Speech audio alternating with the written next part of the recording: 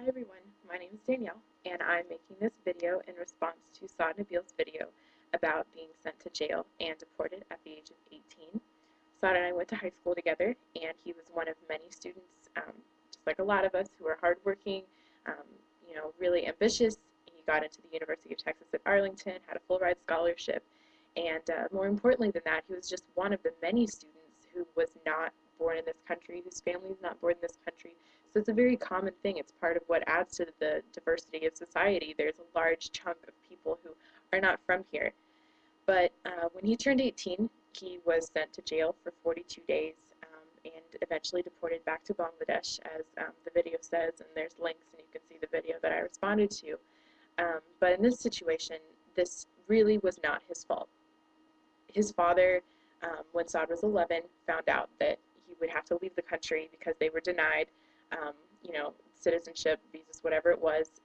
But he refused to comply, and so the family stayed here.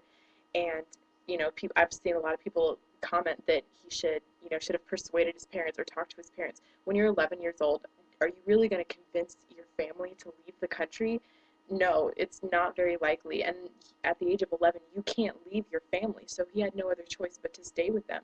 If he could, he said that he would have left if he would have known that he was going to go to jail. But in this situation, there's nothing he could do. And it's literally once he turned 18 that this happened. And there's no flexibility about that. I'm making this because, as many of you know, I am a Republican.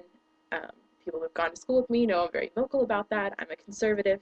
And I'm making this to let people know, just to kind of add reality, that I know a lot of Republicans who are just completely against illegal immigration, and they want stricter immigration laws.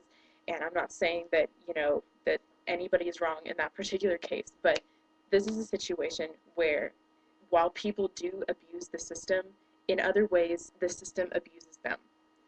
Saad did not do this out of any kind of clandestine, trying to get away with things.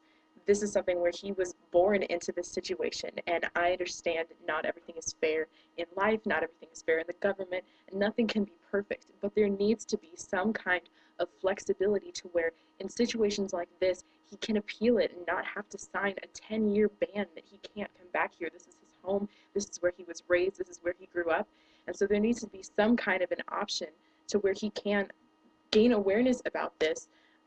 It seems to be that that's the only way that he can do it, is just by sending videos like this. And that's the reason why I'm making this video, is because, as everyone has said, you never know who people know, and you never know who could be able to do things to help.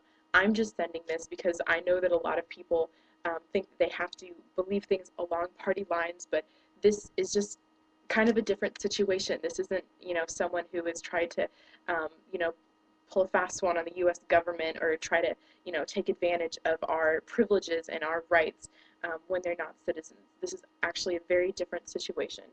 And so, like I said, just send it to people that you know, look at the links, look at his video, contact him if you have any information, and hopefully it'll raise awareness about this case, about immigration problems in general, and about Saad, so that we can bring him back home.